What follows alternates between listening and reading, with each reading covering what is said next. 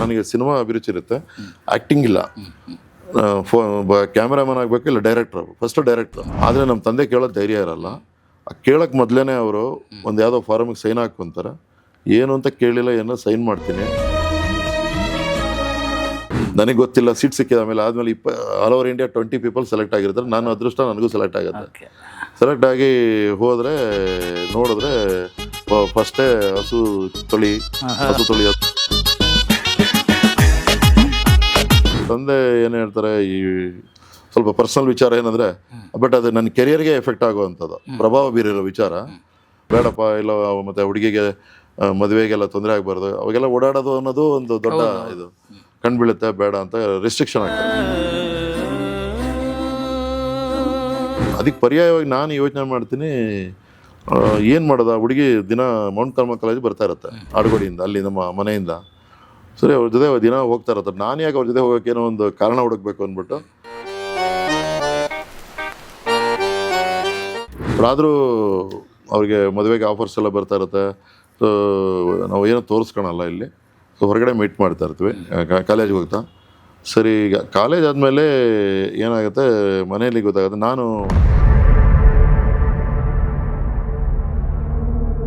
ಇಷ್ಟೆಲ್ಲ ನಮ್ಮ ಮನೆಯವ್ರಿಗೆ ವಿಚಾರ ಗೊತ್ತಾಗಿ ನಾವು ನಮ್ಮ ತಂದೆಯ ಹುಡುಗಿನ ಕರೆಸಿ, ಏನಮ್ಮ ನನ್ನ ಮಗನ ಒಪ್ತೀಯ ನೀನು, ಈಗ ಒಳ್ಳೊಳ್ಳೆ ಡಾಕ್ಟರ್ಸ್ ಎಲ್ಲ ಆಫರ್ಸ್ ಬರ್ತಾ ಇರುತ್ತೆ, ಏನಮ್ಮ ಓಕೆನಾ ಅಂತ ಕೇಳ್ತಾರೆ. ಹುಡುಗಿ ಇಲ್ಲ, ನಾನು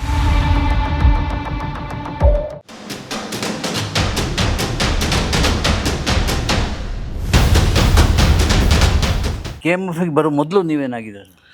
KMF ಬರೋಕ್ಕೆ ಮೊದಲು ನಾನು ಬಂದಿದ್ದೆ. ನಮ್ಮ ಮನೇಲಿ ನಮ್ಮ ತಂದೆಯವರೆಲ್ಲ ಸ್ವಲ್ಪ ಸ್ಟ್ರಿಕ್ಟು. ಅವರು ಡೈರಿ ಸೂಪರ್ಡೆಂಟ್ ಆಗಿರ್ತಾರೆ ಡೈರಿನಲ್ಲಿ. ಅವರು ಡಿಪ್ಲೊಮಾ ಮಾಡಿದ್ರೆ ಇಂಡಿಯನ್ ಡೈರಿ ಡಿಪ್ಲೊಮಾ ಅಂತಿರುತ್ತೆ ಇಲ್ಲಿ ಆಡುಗೋಡಿನಲ್ಲಿ. ಮೈಕ್ರೋ ಫ್ಯಾಕ್ಟ್ರಿ ಇದೆಯಲ್ಲ, ಅದ್ರ ಎದುರುಗಡೆ NDRI ಅಂತಿದೆ, ನ್ಯಾಷನಲ್ ಡೈರಿ ರಿಸರ್ಚ್ ಇನ್ಸ್ಟಿಟ್ಯೂಟ್ ಅಂತ. ಇಡೀ ಇಂಡಿಯಾದಲ್ಲಿ 2 ಕಡೆ ಈ ಡೈರಿ ಅಭಿವೃದ್ಧಿಗೆ ಸಂಬಂಧ ವಿದ್ಯಾಭ್ಯಾಸ ಮತ್ತು ಸಂಶೋಧನೆ, ಅದು NDRI ಅಂತ ಅದೊಂದಿರುತ್ತೆ. ಇನ್ನೊಂದು ಕರ್ನಾಲಲ್ಲಿದೆ, ಪಂಜಾಬ್ ಕರ್ನಾಲಲ್ಲಿ. ಸೊ ಇಲ್ಲಿ ಡಿಪ್ಲೊಮಾ ಅಂತ ಇಂಡಿಯನ್ ಡೈರಿ ಡಿಪ್ಲೊಮಾ ಅಂತ IDD ಅಂತ ಮಾಡ್ತಾರೆ. ಸೊ ನಮ್ಮ ತಂದೆಯಲ್ಲಿ ಮಾಡಿ ಡೈರಿ ಇದಾಗಿರ್ತಾರೆ. ಫಸ್ಟ್ ಕೂಡಿಗೆ ಕುಶಾಲನಗರದಲ್ಲಿ first dairy of the state ನಮ್ಮ ರಾಜ್ಯದಲ್ಲಿ. ಅಂದರೆ ಕೊಡಗು ಸಂಸ್ಥಾನ ಇದ್ದಾಗ ಅದು ಯುರೋಪಿಯನ್ ಇನ್ಫ್ಲುಯೆನ್ಸ್ ಅಲ್ಲಿ ಇರುತ್ತಲ್ಲ, ಅಲ್ಲಿ ಕೂರ್ಗ್ ಸ್ಟೇಟ್ ಫಸ್ಟ್ ಡೈರಿ ಅಲ್ಲಿ ಬಂದ್ಬಿಡುತ್ತೆ. 1950s ಅದು 1955 ಫಸ್ಟ್ ಡೈರಿ ಅಲ್ಲೇ ಆಗುತ್ತೆ. ನಮ್ಮ ತಂದೆ ಅಲ್ಲಿ ನಿರ್ವಾಹಕರಾಗಿ ಸೂಪರ್ಡೆಂಟ್ ಆಗಿ ಕೆಲಸ ಮಾಡ್ತಾ ಇರ್ತಾರೆ. ನಾನು ಅಲ್ಲಿರ್ತೀನಿ. Actually I was born in 56 ಅವಾಗ, ಅದೇ ಟೈಮಲ್ಲಿ. ಅಲ್ಲಿ ಕೊಡಗಿನಲ್ಲಿ ಯಾಕೆ ನಾನು ಇಟ್ಟಿರ್ತೀನಿ. ಸೊ ಅಲ್ಲಿ ನಮ್ಮ ತಂದೆ ಜೊತೆ ಡೈರಿ ಓಡಾಡ್ತಿರ್ತೀನಿ. ಬಟ್ ನನ್ನ ವಿದ್ಯಾಭ್ಯಾಸ, ಕಮಿಂಗ್ ಟು ನನ್ನ ವಿದ್ಯಾಭ್ಯಾಸ, PUC ವರೆಗೂ ನನಗೆ ಸಿನಿಮಾ ಒಂದು ಅವಾಗಿಂದನೇ ಇದ್ದಿರುತ್ತೆ. ಅದರಲ್ಲೂ ರಾಜ್ಕುಮಾರ್, ಅವಾಗ ಚಂದ್ರಹಾಸ ಅವೆಲ್ಲ ಆಗಿನ ಸಿನಿಮಾ ಜ್ಞಾಪಕ. ಮೊದಲನೇ ಸಿನಿಮಾ ನಾನು ನೋಡೋಕ್ಕಾಗಿಲ್ಲ. ಆಮೇಲೆ ನಂತರ 60s ಬಂದಿರೋ ಸಿನಿಮಾಗಳು ರಾಜ್ಕುಮಾರ್ ಚಿತ್ರ ನೋಡಿದ ತಕ್ಷಣ ತುಂಬ ಇನ್ಫ್ಲುಯೆನ್ಸ್ ಆಗಿಬಿಡುತ್ತೆ. ಸೊ ನಾನು ಸಿನಿಮಾಗಳು ನೋಡಿಕೊಂಡು ರಾಜ್ಕುಮಾರ್ ಅವರ ಒಂದು ಇಷ್ಟಪಡೋ ಒಂದು ಇದಾಗಿ ಹುಡುಗ ಬಾಲಕನಾಗಿ ಇಲ್ಲ ಹೆಸರುಘಟ್ಟ ಅಲ್ಲೆಲ್ಲ ನನ್ನ ವಿದ್ಯಾಭ್ಯಾಸ ಆಗ್ತಾ ಇರುತ್ತೆ.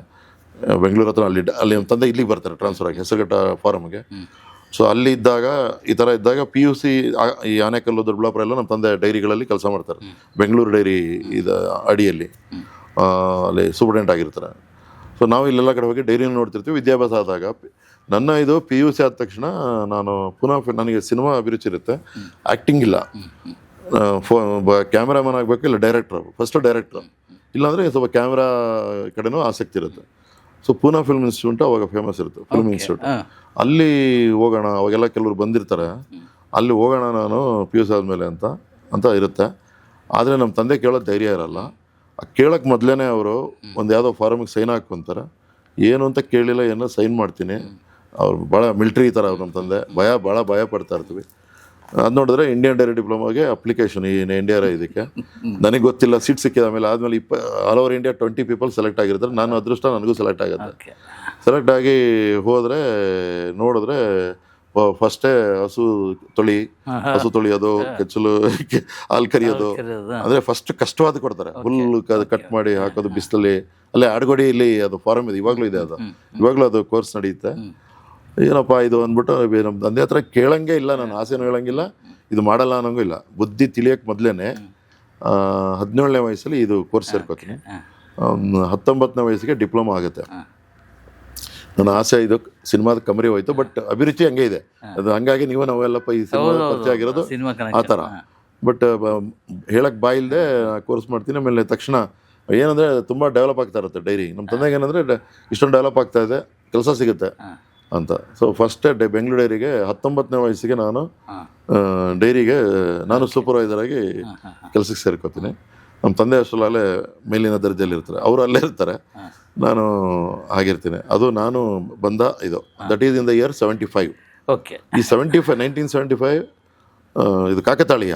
ಅವಾಗಲೇ ಈ KMF ಏನು ಇದು ರಾಜ್ಯ ಸರ್ಕಾರ ಏನು ಮಾಡುತ್ತೆ, ಕರ್ನಾಟಕ ಡೈರಿ ಡೆವಲಪ್ಮೆಂಟ್ ಕಾರ್ಪೊರೇಷನ್, ಈ ವರ್ಲ್ಡ್ ಬ್ಯಾಂಕ್ ಏಡೆಲ್ಲ ಬರ್ತಾ ಇರುತ್ತಲ್ಲ, ಮೊದಲು ಬೆಂಗಳೂರು ಡೈರಿ ಮಾತ್ರ ಇತ್ತು ಅವಾಗ. 65 ಇಸ್ವಿಗೆ ಲಾಲ್ ಬಹದ್ದೂರ್ ಶಾಸ್ತ್ರಿ ಬಂದು ಆ ಬೆಂಗಳೂರು ಡೈರಿ ದೊಡ್ಡ ಡೈರಿ ಏನು ನೀವು ದಾರಿ ಇದ್ರೆ ನೋಡ್ತೀರಾ, ಈಗ ಅದು ಸ್ವಲ್ಪ ಮುಂದೆ ಎಲ್ಲ ಚೇಂಜ್ ಮಾಡಿದ್ದಾರೆ, ಮಾಡಿಫೈ ಮಾಡಿದ್ದಾರೆ, ಡೆವಲಪ್ ಮಾಡಿದ್ದಾರೆ. ಆ ಡೈರಿ ಫಸ್ಟು ಸ್ಟಾರ್ಟ್ ಆಗುತ್ತೆ, ಪ್ರಧಾನಮಂತ್ರಿಗಳು ಓಪನ್ ಮಾಡ್ತಾರೆ. ಅಲ್ಲಿ ನಮ್ಮ ತಂದೆಯವರು ಅಲ್ಲಿ ಸ್ಟೂಡೆಂಟಾಗಿ 65ರಿಂದ ಅಲ್ಲಿರ್ತಾರೆ. ಸೊ ನಾನು ಅವಾಗ ಬೆಂಗಳೂರು ಬರ್ತೀನಿ, ಈ ಡಿಪ್ಲೊಮಾ ಮಾಡ್ತೀನಿ.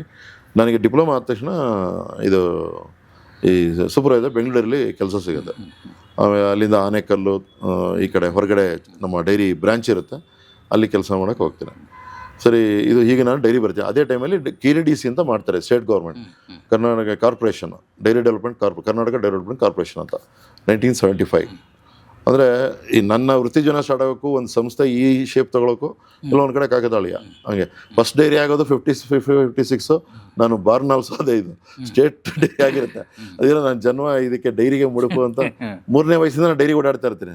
ನಮ್ಮ ತಂದೆ ಜೊತೆ ಕುಡಿಗೆ ಡೈರಿಲಿ ಅವರು ಬೆಳಗ್ಗೆ 3 ಗಂಟೆಗೆ ಎದ್ದು ಹಾಲ್ ಡಿಸ್ಟ್ರಿಬ್ಯೂಷನ್ ಮಡಿಕೇರಿಗೆ ಅವರು ಒಂದು ಜೀಪಲ್ಲಿ ಹೋಗಿ, ಅದು ಡಿಸ್ಟ್ರಿಬ್ಯೂಷನ್ ಇವರು ಸೂಪರ್ವೈಸರು ಸೇಲ್ಸ್ಮನ್ ಇಬ್ಬರು ಕರ್ಕೊಂಡು ಹೋಗಬೇಕು. ನಾನು ಆ ಜೀಪಲ್ಲಿ ಹೋಗಬೇಕು ಅಂದ್ಬಿಟ್ಟು ಆ 3 ಗಂಟೆಗೆ ಎದ್ದು ಕೂತ್ಕೊಂಡು ಹಠ ಹಿಡಿದು ಅವ್ರ ಜೊತೆ ಹೋಗ್ತೀನಿ, ಕರ್ಕೊಂಡು ಹೋಗ್ತಾ ಇರ್ತಾರೆ ಜೊತೆಲಿ. ಅಂದರೆ ಎಕ್ಸ್ಪೋಸ್ ಟು ಡೈರಿ 3ನೇ ವಯಸ್ಸು 4ನೇ ವಯಸ್ಸಿನಲ್ಲೇ. ಸೊ ಇದು ಡೈರಿ ಬಂದು ಆಗುತ್ತೆ 75 ಸೂಪರ್ವೈಸರ್ ಕೆಲಸ ಮಾಡ್ತೀನಿ. ಆಮೇಲೆ ಅದೇ ಟೈಮಲ್ಲಿ ನನ್ನ ಬಾಳಿಗೆ ನನ್ನ ಆಗ ನಮ್ಮ ಡೈರಿ ಕ್ವಾರ್ಟರ್ಸಲ್ಲಿ ಇರ್ತೀನಿ, 75 ಪಕ್ಕದಲ್ಲೇ. ನಮ್ಮ ತಂದೆ ಕೊಲಿಗೂ ಅವರು ಗೊತ್ತಿರೋರೆ, ಬಟ್ ಅವ್ರ ಮನೆಯವರು ಜಾಸ್ತಿ ಪರಿಚಯ ಇರಲ್ಲ, ಅವ್ರು ಗೊತ್ತಿರ್ತಾರೆ. ಅವರು ಡೈರಿಲಿ ನಮ್ಮ ತಂದೆ ಕೊಲಿಗಾಗಿರ್ತಾರೆ, ಅವರು ಸೂಪರ್ಡೆಂಟ್ ಆಗಿರ್ತಾರೆ. ಅವ್ರ ಮನೆಯಲ್ಲಿ ನಮ್ಮ ಈಗೇನು ನಾನು ಮದುವೆ ಆದೆ ನಂತರ ನಮ್ಮ ಪತ್ನಿ ಆ ಹುಡುಗಿ ವಿಜಯಲಕ್ಷ್ಮಿ ಅಂತ ಆಗ ಮೌಂಟ್ ಕಾರ್ಮಲ್ ಕಾಲೇಜ್ ಓದೋದಕ್ಕೆ ಅವ್ರ ಅಕ್ಕನ ಮನೆ, ಅದು ಅಕ್ಕ ಬಾವ ಓದಕ್ಕೆ ಅಲ್ಲಿ ಬಂದಿರ್ತಾರೆ. ಅವರು ಮೌಂಟ್ ಕಾರ್ಮಲ್ ಕಾಲೇಜ್ ಹೋಗ್ತಾ ಇರ್ತಾರೆ. ನಾನಿಲ್ಲಿ ಡೈರಿ ಕೋರ್ಸ್ ಮಾಡಿ ಡೈರಿಗೆ ಅವಾಗ ನನಗೆ ನೋಡಿ ಪರಿಚಯ ಆಗುತ್ತೆ. ಯಾಕಂದರೆ ಪರಿಚಯ ಇದ್ದಾರೆ, ಬಟ್ ಈ ಹುಡುಗಿ ನೋಡಿರಲ್ಲ ನಾನು, ಬರೀ ಅವರ ಅಕ್ಕ ಭಾವ ನೋಡಿರ್ತೀವಿ. ಬರೀ ಅವರು ಇದಾಗತ್ತೆ, ಒಂದು ಸ್ನೇಹ ಶುರು ಆಗುತ್ತೆ. ಆಮೇಲೆ ನಾನು ಡೈರಿ ಸೇರಿದಾಗ ನಮ್ಮ ತಂದೆ ಏನು ಹೇಳ್ತಾರೆ, ಈ ಸ್ವಲ್ಪ ಪರ್ಸ್ನಲ್ ವಿಚಾರ ಏನಂದರೆ, ಬಟ್ ಅದು ನನ್ನ ಕೆರಿಯರ್ಗೆ ಎಫೆಕ್ಟ್ ಆಗುವಂಥದ್ದು, ಪ್ರಭಾವ ಬೀರಿರೋ ವಿಚಾರ. ನೀನು ಹುಡುಗಿ ಜೊತೆ ಇಲ್ಲ ಅಂದರೆ ಅಲ್ಲಿ ಮನೆಗೆ ಹೋಗೋದು, ಅಲ್ಲಿ ವಾಕ್ ಮಾಡೋದು, ಅಲ್ಲೇ ಕಾಂಪೌಂಡ್ ಇದರಲ್ಲಿ ನಮ್ಮ ಕಾಲೋನಿ ಇರುತ್ತಲ್ಲ, ಕ್ವಾರ್ಟರ್ಸ್ ಎಲ್ಲ ಇರುತ್ತೆ, ಪಕ್ಕದಲ್ಲೇ ಡೈರಿ ಕ್ವಾರ್ಟರ್ಸ್ ಕಾಲೋನಿ. ನಾವು ಸಾಯಂಕಾಲ ವಾಕ್ ಮಾಡೋದು ಜೊತೆಲಿ ಹಿಂಗೆ ಹೋಗ್ತಾ ಇರ್ತೀವಿ. ಅವಾಗೆಲ್ಲ ಸ್ವಲ್ಪ ಕನ್ಸರ್ವೇಟಿವ್, ಬೇಡಪ್ಪ ಇಲ್ಲ ಮತ್ತು ಹುಡುಗಿಗೆ ಮದುವೆಗೆಲ್ಲ ತೊಂದರೆ ಆಗಬಾರ್ದು, ಅವಾಗೆಲ್ಲ ಓಡಾಡೋದು ಅನ್ನೋದು ಒಂದು ದೊಡ್ಡ ಇದು ಕಂಡುಬೀಳುತ್ತೆ, ಬೇಡ ಅಂತ ರೆಸ್ಟ್ರಿಕ್ಷನ್ ಆಗ್ತಾರೆ. ಸ್ವಲ್ಪ ಅವರು ಮಿಲ್ಟ್ರಿ ಆದ್ರಿಂದ ಸ್ವಲ್ಪ ನೀನು ಅವ್ರ ಜೊತೆ ಓಡಾಡಬಾರ್ದು, ಬೇರೆ ನೆಗೆಟಿವ್ ಅಲ್ಲ, ಆ ಹುಡುಗಿಗೆ ತೊಂದರೆ ಆಗಬಾರ್ದು, ಓಡಾಡೋದೆಲ್ಲ ನಿಲ್ಲಿಸ್ಬೇಕು ಅಂತ ಹೇಳ್ತಾರೆ. ಅದಕ್ಕೆ ಪರ್ಯಾಯವಾಗಿ ನಾನು ಯೋಚನೆ ಮಾಡ್ತೀನಿ, ಏನು ಮಾಡೋದು, ಆ ಹುಡುಗಿ ದಿನ ಮೌಂಟ್ ಕಾರ್ಮಲ್ ಕಾಲೇಜ್ ಬರ್ತಾ ಇರುತ್ತೆ ಆಡುಗೋಡಿಯಿಂದ, ಅಲ್ಲಿ ನಮ್ಮ ಮನೆಯಿಂದ. ಸರಿ, ಅವ್ರ ಜೊತೆ ದಿನ ಹೋಗ್ತಾ ಇರ್ತಾರೆ. ನಾನು ಯಾಕೆ ಅವ್ರ ಜೊತೆ ಹೋಗೋಕೆ ಏನೋ ಒಂದು ಕಾರಣ ಹುಡುಕ್ಬೇಕು ಅಂದ್ಬಿಟ್ಟು, ಈ ಕೆಲಸ ಇದ್ದರೂ ಕೂಡ ನಮ್ಮ ತಂದೆ ಮೊದಲೆಲ್ಲ ಓದಿಸ್ಬೇಕಾದ್ರೆ ಬೈದು ಹೊಡೆದು ಓದಿಸ್ತಾ ಇದ್ರು. ನಾನು BSc ಮಾಡ್ತೀನಿ ಅಂತ, ನಾನು ಬರೀ ಡಿಪ್ಲೊಮಾ ಹೋಲ್ಡರು. ನಮ್ಮ ತಂದೆಗೆ ಹೇಳ್ತೀನಿ BScಗೆ ಸೇರ್ಕೋತೀನಿ ಅಂತ. ಅವ್ರಿಗೆ ಆಶ್ಚರ್ಯ, ಓದಕ್ಕಾಗದೇ ಇರೋ ಹುಡುಗ ಇವನು ಮತ್ತೆ ಓದಕ್ಕೆ ಹೋಗ್ತಾನೆ ಅಂತ. ಇನ್ಯಾಕೆ, ಆಮೇಲೆ ಕೆಲಸ ನನಗೆ ಆ ಡಿಗ್ರಿ ಓದಿದ್ರು ನನಗೇನು ಕೆಲಸದಲ್ಲಿ ಸುಧಾರಣೆ ಆಗಲ್ಲ. BSc ಬರೀ ನಿನಗೇನು ಬೇಕಾಗಿಲ್ವಲ್ಲ, ನಮ್ಮ ಡೈರಿಗೆ ನಾವು ಅದೇನು ಅವಶ್ಯಕತೆ ಅಲ್ಲ, ನೀನು ಯಾಕೆ ಓದಬೇಕು ಇವಾಗ, ಮತ್ತೆ ಗ್ರ್ಯಾಜುಯೇಟ್ ಯಾಕೆ ಆಗಬೇಕು? ಇಲ್ಲ, ನಂಗೆ ಆಗಬೇಕು, ಏನೋ ಒಂದು ಗ್ರ್ಯಾಜುಯೇಟ್ ಆಗಬೇಕು ಅಂತ ಆಸೆ ಇದೆ, ಬರೀ ಡಿಪ್ಲೊಮಾ ನನಗೆ ಇದಿಲ್ಲ ಅಂತ. ನನಗೇನು ಓದಬೇಕು ಅಂತ ಇಷ್ಟ ಇರಲ್ಲ, ಏನೋ ಒಂದು ರೀಸನ್ ಬೇಕು ಈ ನಮ್ಮ ಫ್ರೆಂಡ್ಶಿಪ್ಗೆ ಅಂತ ಓಡಾಡಲಿಕ್ಕೆ. ಆಯಿತು, ಎದುರುಗಡೆ ಕ್ರೈಸ್ಟ್ ಕಾಲೇಜ್ ಇದೆ, ಇಲ್ಲೇ ಸೇರ್ಕೊ ಅಂತಾರೆ. ನಾನು ಅದಕ್ಕೂ ಒಂದು ಕಾರಣ ಹೇಳ್ತೀನಿ. ಕ್ರೈಸ್ಟ್ ಕಾಲೇಜಲ್ಲಿ ಫೀಸ್ ಜಾಸ್ತಿ. ನಾನು ಗೌರ್ಮೆಂಟ್ ಕಾಲೇಜು ಮೆಜೆಸ್ಟಿಕ್ಕಲ್ಲಿ KG ರೋಡಲ್ಲಿ ಆರ್ಟ್ಸ್ ಇದು ಗ್ಯಾಸ್ ಕಾಲೇಜ್ ಇದೆಯಲ್ಲ, ಅಲ್ಲಿ ಆರ್ಟ್ಸ್ ಆ್ಯಂಡ್ ಸೈನ್ಸ್, ನಾನು ಅಲ್ಲೇ ಸೇರ್ತೀನಿ. ಯಾಕೆಂದರೆ ನಾನು ಜೊತೆಲಿ ಹೋಗೋಕೆ ಅಲ್ಲಿವರೆಗೂ ಟೈಮ್ ಬೇಕು ನನಗೆ, ಮೌಂಟ್ ಕಾರ್ಮಲ್ ಕಾಲೇಜ್ವರೆಗೂ. ಅಂತ ಹೇಳಿ ಅವ್ರಿಗೆ ಫೀಸ್ ಕಮ್ಮಿ ಅಂದ ತಕ್ಷಣ ಅವ್ರಿಗೆ ಸ್ವಲ್ಪ ಎಕನಾಮಿಕ್ಸ್ ಆಗಿನ ಕಾಲದಲ್ಲಿ ರೂಪಾಯಿಗೂ ಬೆಲೆ. ನನ್ನ ಮಗ ಎಷ್ಟೊಂದು ದುಡ್ಡು ಉಳಿಸ್ತಾನೆ ಅಂತ ಅಂದ್ಕೊಂಡು ಅವ್ರಿಗೆ ಆಶ್ಚರ್ಯ, ಇವ್ನು ಯಾಕೆ ಇವಾಗ ಓದಬೇಕು ಅಂತ. ಏನೋ ಓದ್ತಾನಲ್ಲ ಅಂತ. ಆಮೇಲೆ ಫೀಸ್ ಉಳಿಸ್ತಾನೆ ಅಂತ ಹೇಳ್ದೆ. ಆಮೇಲೆ ಹೇಳಿದ ಅಟೆಂಡೆನ್ಸು ಕೂಡ ಅಲ್ಲಿ ಸ್ಟ್ರಿಕ್ಟ್ ಇಲ್ಲ, ಇಲ್ಲಿ ಭಾಳ ಸ್ಟ್ರಿಕ್ಟು ಅಂತೇಳಿ 2 ರೀಸನ್ ಕೊಡ್ತೀನಿ. ಆಯಿತು ಅಂತ ಹೇಳ್ಬಿಟ್ಟು, ಅದು ಹೆಂಗಪ್ಪ ಓದ್ತಿ, ಅಲ್ಲಿಗೆ ಹೋಗ್ಬೇಕು ನೀನು ಅಂತ. ನಾನು ಓದ್ತೀನಿ ಹೆಂಗೋ ನಿಮಗೆ. ಸೊ ನಾನೇನು ಮಾಡ್ತೀನಿ, ಈ ಅವಧಿನಲ್ಲಿ ಗ್ರ್ಯಾಜುಯೇಷನ್ ಆಗೋ ಅವಧಿನಲ್ಲಿ ದಿನ ರಾತ್ರಿ ಕೆಲಸ ಡೈರಿನಲ್ಲಿ. ತುಂಬ ಚಳಿ ಅವಾಗ, I am talking about 75 and 77. ಅವಾಗೆಲ್ಲ ಡೈರಿ, ಅವಾಗ ಹಿಂಗೆ ಕವರ್ ಡೈರಿ ಅಲ್ಲ ಅದು, ಬರೀ ಮೈನ್ ಪ್ರೋಸಿಂಗ್ ಕವರ್ಡು. ಇನ್ನೆಲ್ಲ ಹೊರಗಡೆ ಗಾಡಿ ಲೋಡ್ ಮಾಡಿಸೋದು ಅದೆಲ್ಲ ಇರುತ್ತೆ. ಸೂಪರ್ವೈಸರ್ ಅಂದರೆ ಆ ಡಿಸ್ಪ್ಯಾಚ್ ಗಾಡಿಗಳು ಇದು ಮಾಡೋದು, ಹಾಲ್ ಸ್ವೀಕರಣೆ ಅವೆಲ್ಲ ಓಪನ್ ಡಾಕಲ್ಲಿ ಆಗ್ತಿರುತ್ತೆ. ಬರೀ ಮೇಲ್ಗಡೆ ಚಾವಣಿ ಇರುತ್ತೆ, ಬಟ್ ಇನ್ನೆಲ್ಲ ಗಾಳಿ ಒಯ್ಯಿ ಅಂತ ಬರುತ್ತೆ ಚಳಿನಲ್ಲಿ. ನಮ್ಮ ಈ BSc ಮಾಡೋ ಅವಧಿಯ ಪೂರ್ತಿ ವರ್ಷಗಳು ಅಲ್ಲಿ ರಾತ್ರಿ ಕೆಲಸ ಮಾಡಿ ಮನೆಗೆ ಬಂದು 2 hours ಮಲಗಿ 9 ಗಂಟೆಗೆ ಎದ್ದು ಓಡೋಗಿ ಇವ್ರ ಜೊತೆ ಬಸ್ ಹೋಗ್ತಾ ಇರುತ್ತೆ. ಬಸ್ಸಲ್ಲಿ ಇಬ್ಬರು ಕೂತ್ಕೊಂಡು ಮಾತಾಡ್ಕೊಂಡು ಹೋಗೋದು. ಮತ್ತು ಸಾಯಂಕಾಲ ಅವಳು ಕಾಲೇಜ್ ಮುಗಿಸೋ ಬರೋವರೆಗೂ ವೆಯ್ಟ್ ಮಾಡಿ ಮತ್ತೆ ಜೊತೆಲಿ ಬಂದಿರೋದು. ಮನೇಲಿ ಇಲ್ಲಿ ಯಾರು ಭೇಟಿ ಮಾಡೋಂಗಿಲ್ಲ. ಸೊ ಬಟ್ ಇಲ್ಲಿ ಹೊರಗಡೆ ನಾವು ಭೇಟಿ ಮಾಡ್ತಾಯಿದ್ವಿ. ಅದು ಇವ್ರಿಗೆ ಯಾರಿಗೂ ಗೊತ್ತಾಗ್ತಿರ್ಲಿಲ್ಲ. ಇದು ಒಂದೆರಡು ನಮಗೆ ಒಂದು ಈ ವರ್ಷಗಳು ಒಂದು ಸ್ನೇಹ ಭದ್ರಪಡಿಸಿದೆ. ಆಮೇಲೆ ಅವಳು ಮೌಂಟ್ ಕಾರ್ಮೆಲ್ ಕಾಲೇಜ್ನಲ್ಲಿ ಬ್ಯಾಂಕಿಗೆ ಅಪಾಯಿಂಟ್ಮೆಂಟ್ ಸಿಗುತ್ತೆ, BA ಆನರ್ಸು. ನಾವು ಇಬ್ಬರು ಕುರ್ಗೀಸ್ ಅಲ್ಲ, ಬಟ್ ಇಬ್ಬರು ಕೂರ್ಗೆ. ಅವರು ಸೋಮವಾರಪೇಟೆ ಹತ್ರ ಮಾದಾಪುರ ಅಂತದ್ದು, ನಾನು ಈ ಕಡೆ ಕೊಡ್ಲಿಪೇಟೆ ಅಂತ ಹಾಸನ್ ಬಾರ್ಡ್ರ್, ಅಲ್ಲಿ ನಮ್ಮ ಊರು. ಇಬ್ಬರು ಫ್ರಮ್ ಕೂರ್ಗ್. ಸರಿ, ಆಮೇಲೆ ಒಂದೇ ಕ್ಯಾಸ್ಟ್ ಆಗುತ್ತೆ. ಸರಿ, ಅದೇನು ಇದಿರಲ್ಲ, ಬಟ್ ಆದರೂ ಅವ್ರಿಗೆ ಮದುವೆಗೆ ಆಫರ್ಸ್ ಎಲ್ಲ ಬರ್ತಾ ಇರುತ್ತೆ. ಸೊ ನಾವು ಏನೋ ತೋರಿಸ್ಕೊಳಲ್ಲ ಇಲ್ಲಿ. ಸೊ ಹೊರಗಡೆ ಮೀಟ್ ಮಾಡ್ತಾ ಇರ್ತೀವಿ ಕಾಲೇಜ್ಗೆ ಹೋಗ್ತಾ. ಸರಿ, ಈಗ ಕಾಲೇಜ್ ಆದಮೇಲೆ ಏನಾಗುತ್ತೆ, ಮನೆಯಲ್ಲಿ ಗೊತ್ತಾಗುತ್ತೆ ನಾನು ಇದು ಬರೀ BSc ಮಾಡಿದ್ರೆ I am eligible for post graduation. ಆಮೇಲೆ ನನಗೆ ಅನಿಸುತ್ತೆ, ಯಾಕೆ ನಾನು ಗ್ರ್ಯಾಜುಯೇಟ್ ಆಗಿದೆ, ಇಲ್ಲಿ ಸಂಬಳ ಏನು ಜಾಸ್ತಿ ಕೊಡಲ್ಲ, BSc ಇದ್ದರೆ ಏನೂ ಜಾಸ್ತಿ ಪ್ರಮೋಷನ್ಸ್ ಏನಿಲ್ಲ. ಅದು ಪೋಸ್ಟ್ ಗ್ರ್ಯಾಜುಯೇಷನ್ ಮಾಡಿದ್ರೆ ಏನೋ ಅದಕ್ಕೆ ಪ್ರೇರಣೆ ನನ್ನ ವೈಫ್. ಅದಕ್ಕೆ ನನ್ನ ವೃತ್ತಿ ಜೀವನಕ್ಕೆ ನನ್ನ ಭವಿಷ್ಯ ಬದಲಾಯಿಸಿದ್ದು ನನ್ನ ಹೆಂಡತಿ ವಿಜಯಲಕ್ಷ್ಮಿ ಅಂತ. ಅವಳು ಕಾಲಿಟ್ಟ ಇದು, ನನ್ನ ಸುಮ್ಮನೆ ಇರೋನ್ನ BSc ಮಾಡ್ತೀನಿ ಬೇಕಾಗಿಲ್ಲದೆ ಹೋದ್ರೂ. ಅದಾದಮೇಲೆ I am eligible for post graduation. ನಾನೇನು KMF MD ಆಗೋಕ್ಕೆ ಕಾರಣ ಈ ಟರ್ನಿಂಗ್ ಪಾಯಿಂಟ್ ಆಗದೆ ಹೋಗಿದ್ರೆ ನಾನು ಆಗ್ತಾ ಇರಲಿಲ್ಲ. ನಾನು I would have retired as A mid level manager ಆಗಿ ರಿಟೈರ್ ಆಗ್ತದೆ. ಬಟ್ ನಂತರ ಸಂಸ್ಥೆಯ ಉನ್ನತ ಪ್ಲೇಸ್ ಯಾರೂ ಆಗಿಲ್ಲ. ಇದು ಎಕ್ಸಾಂಪಲ್ ಯಾರ್ದು ಇಲ್ಲ ಆ ಥರ ನಮ್ಮಲ್ಲಿ. ಕಷ್ಟ ಇದು ಸೂಪರ್ವೈಸರಾಗಿ ಸೇರಿ ರಾತ್ರಿಗೆ ಓದಿ, ನಂದು ಹಾದಿಯೆಲ್ಲ ನೀರಿನಲ್ಲೇ ಮುಳುಗಿ ಹೇಳ್ತಾನೆ. ಇದು ಕಷ್ಟದ ಹಾದಿನೇ, ಕಷ್ಟಪಟ್ಟು ಓದಿದ್ದು, ಏನು ಪ್ರಭಾವ ಅಥವಾ ಇದೇನಿಲ್ಲ. ಒಂಥರ ಇದ್ದದ್ದು ದಿಕ್ಕು ದೇವರು ಒಂದು ಈ ಹುಡುಗಿ ಮೂಲಕ ನನಗೆ, ನನ್ನ ವಿಜಯಲಕ್ಷ್ಮಿ ನನ್ನ ಭಾಗ್ಯಲಕ್ಷ್ಮಿ ದೇವತೆ. ಸೊ ಆಗ MSc ಡೈರಿ ಸೇಲ್ಸ್ ಅಂತ ಮಾಡ್ತೀನಿ. ಅದು ಇನ್ನೊಂದೇನಂದರೆ ನಮ್ಮಲ್ಲಿ ಇರಲಿಲ್ಲ ಅದು ಫೆಸಿಲಿಟಿ. ನಾನು ಈ ಡಿಗ್ರಿ ಮುಗಿಸೋ ಟೈಮಿಗೆ ಇಲ್ಲಿ ಹೆಬ್ಬಾಳ್ನಲ್ಲಿ ವೆಟರ್ನರಿ ಕಾಲೇಜಲ್ಲಿ ಆ ಕೋರ್ಸ್ ಓಪನ್ ಮಾಡ್ತಾರೆ ನೋಡಿ. ಅದೊಂದು ಆ ಟೈಮಿಂಗ್ ಎಲ್ಲ ನನಗೆ ಸೆಟ್ ಆಗುತ್ತೆ. ಅದು ಅದು ಪ್ರಾರಂಭ ಆಗೋದಕ್ಕೂ ನಾನಿಲ್ಲಿ BSc ಎಲಿಜಿಬಲ್ ಆಗ್ತೀನಿ. ಅದರಿಂದ ನಾನು MSc ಡೈರಿ ಸೇಲ್ಸ್ ಇಲ್ಲೇ ಹೆಬ್ಬಾಳ್ನಲ್ಲಿ ಮಾಡ್ತೀನಿ. ಇಷ್ಟೆಲ್ಲ ನಮ್ಮ ಮನೆಯವರಿಗೆ ವಿಚಾರ ಗೊತ್ತಾಗಿ ನಾವು ನಮ್ಮ ತಂದೆಯ ಹುಡುಗಿನ ಕರೆಸಿ, ಏನಮ್ಮ ನನ್ನ ಮಗನ ಒಪ್ತೀಯ ನೀನು, ಈಗ ಒಳ್ಳೊಳ್ಳೆ ಡಾಕ್ಟರ್ಸ್ ಎಲ್ಲ ಆಫರ್ಸ್ ಬರ್ತಾ ಇರುತ್ತೆ. ನಾನು ಇನ್ನೂ ಅವಾಗ ಮಿಡ್ ಲೆವೆಲ್ ಆಫೀಸರ್ಸು, ಏನಮ್ಮ ಓಕೆನಾ ಅಂತ ಕೇಳ್ತಾರೆ. ಸರಿ ಅಂಥೇಳಿ ಹುಡುಗಿಲ್ಲ, ನಾನು ಇವ್ರನ್ನೇ ಮದುವೆ ಆಗ್ತೀನಿ, ಮದುವೆನೂ ಆಗುತ್ತೆ. MSc ಡೈರಿ ಸೈನ್ಸ್ ಮಾಡ್ತೀನಿ. ಮಾಡಿದ ತಕ್ಷಣ ನನಗೆ ಇನ್ನೊಂದು ಆಪರ್ಚುನಿಟಿ. ಇವೆಲ್ಲ ಟೈಮಿಂಗು ಕೂಡ ದೇವರು ಕರೆಕ್ಟಾಗಿ ಹೊಂದಿಸ್ತಾನೆ. ಆಲ್ ಓವರ್ ಇಂಡಿಯಾ ನಮ್ಮ KMF ಅಲ್ಲಿವರೆಗೂ ಆ ಟೈಮಲ್ಲಿ KRDC ಅಂತ ಸಂಸ್ಥೆ, ಬರೀ ನಮ್ಮ ಆಫೀಸರ್ಸ್ ಇಲ್ಲಿದ್ದಾರೆ ಇದು ಮಾಡ್ತಾ ಇರುತ್ತೆ. ಫಸ್ಟ್ ಟೈಮ್ ಓಪನ್ ಮಾಡುತ್ತೆ ಆಲ್ ಓವರ್ ಇಂಡಿಯಾ. ನಾವು ಮ್ಯಾನೇಜ್ಮೆಂಟ್ ಟ್ರೈನಿಂಗ್ ಅಂತ ಹೈಯರ್ ಹುದ್ದೆಗಳಿಗೆ ಇದು ತಗೋತಾರೆ, ಅರ್ಜಿ ಆಹ್ವಾನ ಮಾಡ್ತಾರೆ. ನಾನು ಕೋರ್ಸ್ ಮುಗಿಯೋದಕ್ಕೂ ಅದು ಪೇಪರ್ ನೋಟಿಫಿಕೇಶನ್ ಬರೋಕ್ಕೂ ಅದೇನು ಪ್ಲ್ಯಾಂಡ್ ಅಲ್ಲ. ನಾನು ಇನ್ನೂ ಕೋರ್ಸ್ ಮಾಡಿ ಎಕ್ಸಾಮು ವೈವಾ ಎಲ್ಲ ತಗೊಳ್ತಾ ಇರ್ತೀನಿ. ಅಷ್ಟು ಅಡ್ವರ್ಟೈಸ್ಮೆಂಟ್ ಬಂದಿರುತ್ತೆ, 2 ತಿಂಗಳು ಟೈಮ್ ಇರುತ್ತೆ ಅದು ಅಪ್ಲೈ ಮಾಡೋಕ್ಕೆ. ಆಲ್ ಓವರ್ ಇಂಡಿಯಾದಿಂದ ನಮ್ಮಲ್ಲಿ ಬೆಸ್ಟ್ ಟ್ಯಾಲೆಂಟ್ಸ್ ಅಂತ ಇನ್ವೈಟ್ ಮಾಡ್ತಾರೆ. ಬರೀ ಕರ್ನಾಟಕ ಅಲ್ಲ, ಅಲ್ಲಿ ನೋಡಿದ್ರೆ 80% ಜನ ಎಲ್ಲ ಅವರೇ. ತಮಿಳ್ನಾಡು, ಆಂಧ್ರ, ಈ ಕಡೆ ಪಂಜಾಬು, ಡೆಲ್ಲಿ, ಕಲ್ಕಟ್ಟ. ನಮ್ಮವರು ನಾವು ಒಂದು 6-7 ಜನ ಇದ್ದೀವಿ ವೆಯ್ಟಿಂಗ್ ಲಿಸ್ಟ್ ಅಂತ. ನಮ್ಮ ಕರ್ನಾಟಕ ಅವಾಗ ಬೆಂಗಳೂರಲ್ಲಿ ಸ್ವಲ್ಪ ಗಲಾಟೆ ಆಗೋದು, ಸ್ಟ್ರೈಕ್. KRDCಲಿ ನಮಗೆ ಈ ಮೂಲ ಸಂಸ್ಥೆಗೆ ಆದ್ಯತೆ ಕೊಡ್ತಾ ಇಲ್ಲ ಅಂತ ಆ ಸ್ಟ್ರೈಕ್ ಮಾಡ್ತಾರೆ ಅಂದ್ಬಿಟ್ಟು ಸ್ವಲ್ಪ ಸ್ಟ್ರೈಕೆಲ್ಲ ಮಾಡಿದರು. ನಾವು ಮಾಡಿಲ್ಲ, ನಮ್ಮ ಹಿರಿಯರೆಲ್ಲ ಮಾಡಿದರು. ಸ್ಟ್ರೈಕ್ ಮಾಡ್ತಾರೆ ಅಂದ್ಬಿಟ್ಟು ನಾನು ಅಲ್ಲೇ ಕೆಲಸ ಮಾಡ್ತಾಯಿದ್ದೆ ಬೆಂಗಳೂರಲ್ಲಿ. ಸ್ಟ್ರೈಕ್ ಮಾಡ್ತಾರೆ ಇವರೆಲ್ಲ ಅಂದ್ಬಿಟ್ಟು ನಾನು ಮಾಡಿಲ್ಲದೆ ಹೋದ್ರೂ, ನಾನು ಸ್ಟ್ರೈಕಲ್ಲಿ ಬರದೆ ಡೈಲಿ ಕೆಲಸ ಮಾಡಿದ್ರು ವೆಯ್ಟಿಂಗ್ ಲಿಸ್ಟಲ್ಲಿ ಇಟ್ಟಿರ್ತಾರೆ. ಅಷ್ಟರಲ್ಲಿ ಏನಾಗುತ್ತೆ, ಈ ಗುಂಡೂರಾವ್ ಬರ್ತಾರೆ ಮುಖ್ಯಮಂತ್ರಿ ಆಗಿ.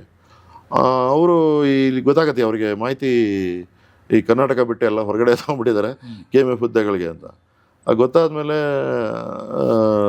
ಕರೆಸಿ ಮುಖ್ಯಸ್ಥರು ಕರೆಸ್ರಿ, ಅವಾಗ ಒಂದು ಸ್ಟೇಟ್ಮೆಂಟ್ ಬರುತ್ತೆ, ನೀವು ಅದು ಭಾಳ ಫೇಮಸ್ ಆಗಿರುತ್ತೆ ಗುಂಡ್ರೋದು, all employment son of the soil ಅಂತ. ಅದು ಮೂಲ ಇಲ್ಲಿ, ಯಾಕಂದ್ರೆ ಇಲ್ಲಿ ಕರ್ನಾಟಕ ಬಿಟ್ಟು ಎಲ್ಲ ಹೊರಗಡೆ ತಗೊಂಡ್ರು ಅಂತ.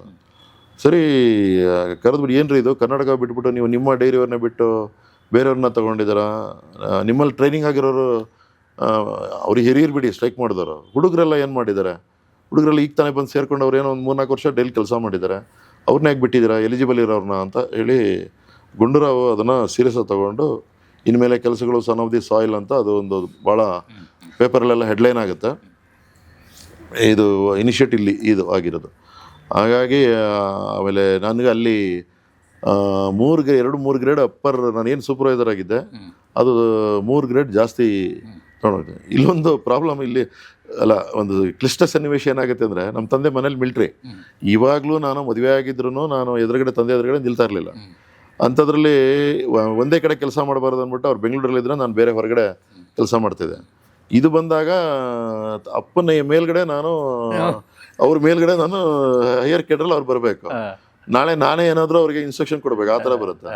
ಅವಾಗ ನಾನು ಅದು ಬಂದು ಟ್ರೈನಿಂಗ್ ಎಲ್ಲ ಆದ್ಮೇಲೆ ಬಂದ್ಬಿಟ್ಟು ಮ್ಯಾನೇಜ್ಮೆಂಟ್ಗೆ ಹೋಗಿ ಕೇಳಿ ನನಗೆ ಬೆಂಗಳೂರು ಬೇಡ ನನ್ನ ಹೇಳಿ. ಅವಾಗೆಲ್ಲ ಎಲ್ಲರೂ ಬೆಂಗಳೂರು ಅಂತ ಕೇಳಿದ್ರು, ನಾನು ಇವನು ಯಾರೋ ಒಬ್ಬ ಹುಡುಗ ಬೆಂಗಳೂರು, ಅದು ಇವ್ರ ತಂದೆ ಇದ್ರು ಕೂಡ ಎಲ್ಲರೂ ಬೆಂಗಳೂರು ಕೇಳ್ತಾರೆ, ಇವ್ರ ಫಾದರ್ ಇದ್ರು ಇವನು ಆಚೆ ಹೋಗ್ತೀನಿ ಅಂತ. ಬಟ್ ಅಲ್ಲಿ ಮೂಲ ಸಮಸ್ಯೆ ಇದ್ದಿದ್ದು ನಮ್ಮ ತಂದೆ ಮೇಲೆ ನಾನು ಕೆಲಸ ಮಾಡಬಾರ್ದು, ಅದು ಮುಜುಗರ ಆಗತ್ತೆ ಅಂತ ಹೇಳಿ ಮೈಸೂರಿಗೆ ವರ್ಗಾವಣೆ ಮಾಡಿಸ್ಕೊತೀನಿ. ಅವಾಗ ದಟ್ ಈಸ್ ಇನ್ 80s. ಬೆಂಗಳೂರಿಗೆ ಬಂದಮೇಲೆ ನಾನು ಹಂತವಾಗಿ ಜಾಯಿಂಟ್ ಡೈರೆಕ್ಟರ್ ಆಗಿ ಮಾರ್ಕೆಟಿಂಗ್ ಆಗ್ತೀನಿ, ಮಾರ್ಕೆಟಿಂಗ್ ಡೈರೆಕ್ಟರ್ ಆಗ್ತೀನಿ. ಆ ಟೈಮಲ್ಲೇ ನಾವು ಪುನೀತ್ದು ಅಡ್ವರ್ಟೈಸ್ಮೆಂಟ್ ಎಲ್ಲ, ಅದಕ್ಕೆ ಮೊದಲೇ ರಾಜ್ಕುಮಾರ್ದೆಲ್ಲ ಆಗಿರೋದು. ಪ್ರೊಫೆಷನಲ್ MD ಇರಲಿ, ಅಲ್ಲಿವರೆಗೂ ಅದು KMFಗೆ IAS ಪೋಸ್ಟ್ ಟಾಪ್. ಆ ಥರ ಹಳ್ಳಿಯಲ್ಲಿ ಹಸುಗಳು ಇಟ್ಕೊಂಡು ಎಲ್ಲ ಫಾರ್ಮಲ್ಲಿ ಸಾಕಿರ್ತಾನೆ, ಸೊ ಅವನು ಸ್ಲಾಟರ್ ಹೌಸಿಗೆ ಕಳಿಸ್ಬಿಡ್ತಾನೆ. ಅಲ್ಲಿ ಹಂಗಾಗಿ ಅದು ದನದ್ದು ಅಲ್ಲಿ ನೀವು ನೋಡಿರ್ಬೋದೆಲ್ಲ ವಿಡಿಯೋಗಳೆಲ್ಲ ಎಲ್ಲ ಸ್ಲಾಟರ್ ಮಾಡಿಬಿಡ್ತಾರೆ. ಆಮೇಲೆ ಮೀಟ್ ಅಲ್ಲಿ ಹಂಗೆ ಅದು ಬೀಫ್ ತಿನ್ನೋದು ಅಭ್ಯಾಸ ಜಾಸ್ತಿ ಇದೆ. ಬೀಫ್ ಇದೆಲ್ಲ ಇದೆಯಲ್ಲ,